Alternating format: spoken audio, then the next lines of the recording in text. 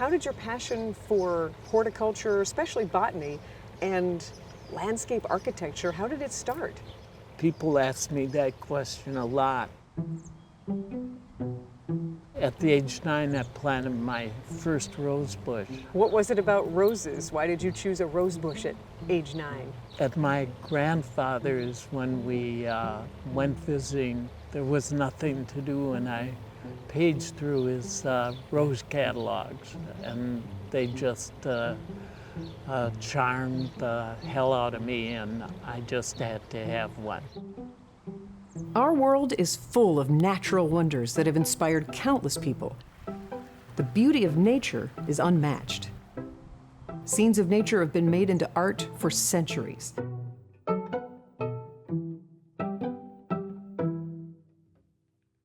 For Will Radler, his art does not take the usual form of a painting or a sculpture. His art doesn't imitate life, it is life.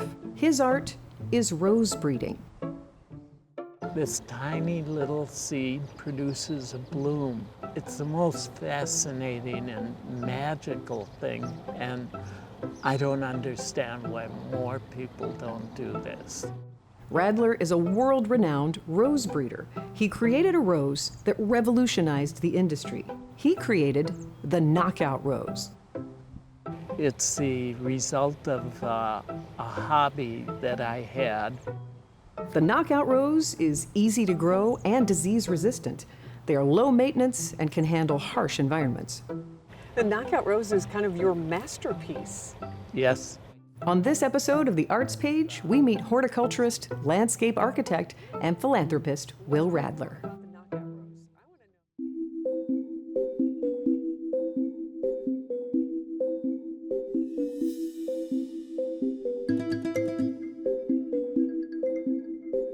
We met with Radler at his home and business, Rose Innovations. Nestled in a corner of Greenfield, it's 2 acres of beautiful, serene garden. Here at Rose Innovations, Radler employs a dozen people that tend to the garden and the roses. Radler calls himself Chief Tinkerer.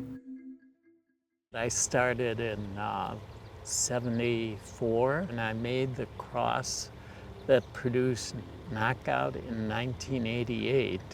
It was a series of crossing one rose with another, and then a lot of them are inferior, and still saving a few and crossing them and recrossing until I made the 2 roses that were Knockout's mom and Knockout's dad. And so 1989 I had Knockout, and in 1991 I realized I had to send copies of this rose out to wholesale growers to see if they'd be interested in introducing it.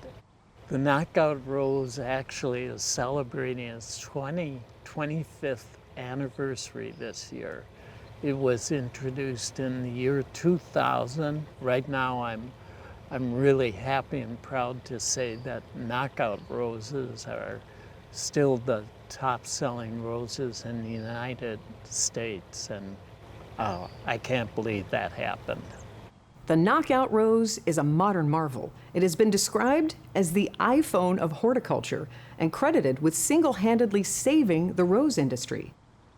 We stress out the roses because we're developing roses that don't need maintenance for the common man, and so we treat them harshly. We water them at night.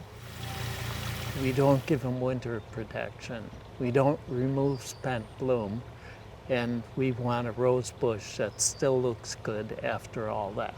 It eliminated all of the negative traits of roses and has gone on to spawn many varieties, each as beautiful as the last. What other iterations of rose have come from the knockout rose? Pink knockout and double knockout and pink double knockout and sunny knockout and rainbow knockout. There's 13 altogether.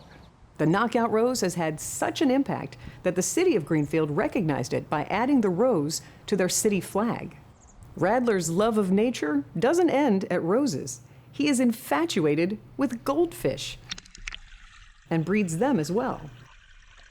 Well, we've been looking at roses and plants, but look, here's a whole new aspect to your beautiful garden. How did you go from flora to fish? 2011, when I put my first lotus pond in, that I realized that I might have a mosquito problem. So I bought a few goldfish to take care of the problem. Now I have 100 aquariums inside the house, and I'm trying, with the help of my staff, to breed an entirely different goldfish than the world has ever seen. So just like the rose criteria, Will, what is the criteria for a goldfish that the world has never seen? I'm breeding goldfish with mother of pearl coloring, and I hope to increase that coloring to someday that they'll shine I was saying, is it like an opalescent? Yes, Ooh. but I want them to shine like neon tetras, to be electric blue. I don't know if I'll ever get there, but you don't get there if you don't try. Because of the massive success of the knockout rose, it has allowed Radler to give back to the community in many ways.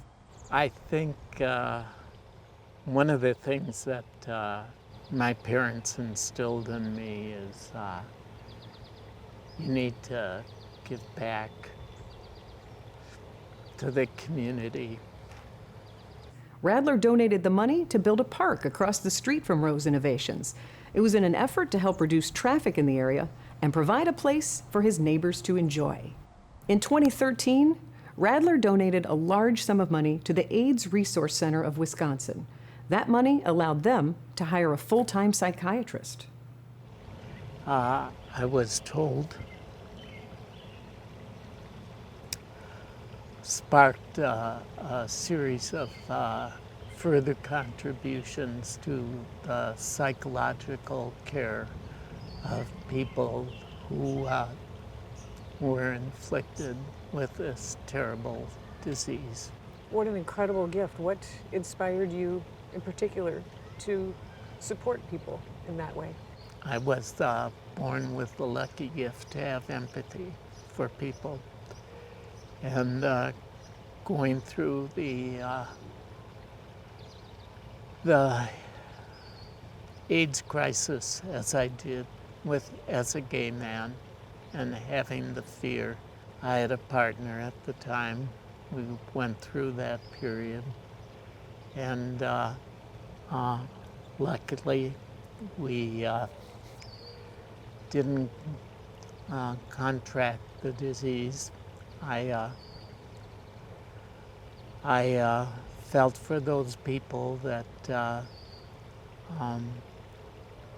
went through that period not knowing about the disease, and got it. Whether they were straight or gay, it didn't matter.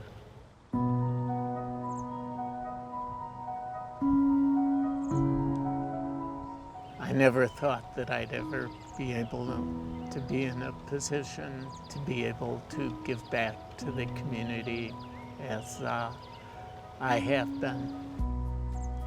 So I like to give to a lot of horticultural causes too, because without that joy, horticultural joy, keeping me going, I don't know how I would be where I'd be.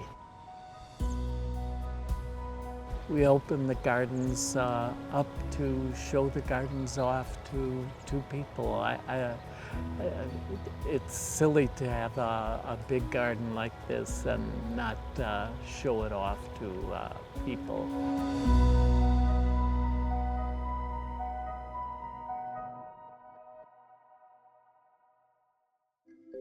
Thanks for watching The Arts Page. Please like, subscribe, and turn on notifications for more stories of art in our community.